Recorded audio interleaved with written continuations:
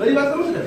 इसीलिए हम लोग क्या करते हैं, स्कूल में ही आपको ये क्लासेस स्कूल में ही ये क्लासेस हम क्या करेंगे, प्रोवाइड नहीं हो। तो ये अच्छा रहा कि नहीं रहा भाई? अभी आप क्लास के बाद कहीं कोचिंग करने जाओ तो बर्डन बहुत ज्यादा हुआ या नहीं हुआ? और आपको स्कूल में ही सभी टीचर मिल गए, फिजिक्स पढ़ाने वाले, केमिस्ट्री पढ़ाने वाले, मैथ पढ़ाने वाले, बायो पढ़ाने वाले, सभी टीचर यही मिल गए। तो ये फायदा हुआ या नहीं हुआ? बताओ भाई, फायदा हुआ। और एक बच्चा तो क्लास 12 के बाद तैयारी करता है और एक बच्चा तो क्लास 8 और 9 से तैयारी करेगा, सक्सेस रेट किसका ज्यादा होगा? जो शुरू से तैयारी कर रहा है। अब मेरी बात समझ रहे हैं? तो आपको अगर शुरू से ही स्कूल में सारी सुविधाएं मिल जाए तो सफलता ज्यादा मिलने का चांस रहेगा या नहीं रहेगा? यही चीज है। हम ये चीज यहाँ पर स्कूल में आपके फिजिक्स, केमिस्ट्री, मैथ, बायो के जो टीचर हैं जिन्होंने बहुत अच्छी जगहों में पढ़ाया है, आकाश में पढ़ाया, एलएम में पढ़ाया, पीडब्ल्यू में पढ़ाया, फिजिक्स वाला में, उन सब टीचर्स को हम लेकर आए। जैसे अभी सर आपको दूसरे सर भी मिलेंगे, मैं जैसे बायो पढ़ाता हूँ, ये सर जो है वो मैथ पढ़ाते हैं, कुछ केमिस्ट्री पढ़ाते हैं, फिजिक्स पढ़ाने, सारे टीचर भी आए हुए हैं।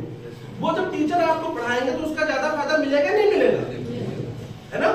क्योंकि यही हमारा मेन पर्पज है। अब आप कोचिंग बाहर करने जाते हो तो आप 1.5 लाख 2 लाख रुपए दोगे, फिर आप वहां रहने खाने का, यहाँ वही सेम चीजें आपको कम पैसे में मिल रही है। तो ये फायदेमंद हुआ नहीं हुआ? आपको स्टडी मटेरियल मिलेगा, टेस्ट पेपर मिलेगा, प्रैक्टिस पेपर मिलेगा, और सबसे बड़ी बात आप घर पर ही रह करके ये सारी चीजें कर पाओगे। तो फायदेमंद रहा ना? यही है बेटा ये प्रोग्राम।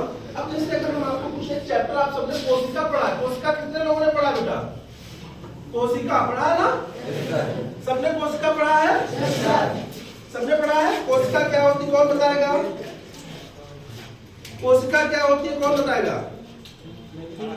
जीवों की संरचनात्मक और क्रियात्मक इकाई को क्या कहते हैं? और कोशिका को खोजा किसने? 1665। ये पढ़ा है सबने। अब अगर हम आपसे पूछे इसको संरचनात्मक और क्रियात्मक इकाई क्यों कहते हैं, कौन बताएगा? नीट में सवाल जो आता है बेटा कि संरचनात्मक और क्रियात्मक इकाई ही क्यों कहते हैं, कौन बताएगा? बताओ भाई, संरचना का मतलब क्या होता है? स्ट्रक्चर। बहुत बढ़िया। जैसे भाई हमारे शरीर में, चाहे वो एक बैक्टीरिया का शरीर हो, चाहे वो हाथी का शरीर हो, चाहे वो पेड़ का शरीर हो, सभी का शरीर बना किस चीज से है? कोशिका से। इसीलिए तो संरचनात्मक कहते हैं। बस दुनिया में कोई भी बिल्डिंग बनी हो तो ईंट से बनी होगी, मोरन से बनी होगी, सीमेंट से बनी होगी, बालू से बनी होगी, यही तो होगा ना? ऐसे ही दुनिया में कोई भी सजीव हो तो किसका बना होगा? ये समझ में आ गया बेटा? कोई डाउट है इसमें? तो इसीलिए इसको क्या कहते हैं? संरचनात्मक। और क्रियात्मक का मतलब क्या हुआ? क्रियात्मक का मतलब क्या हुआ?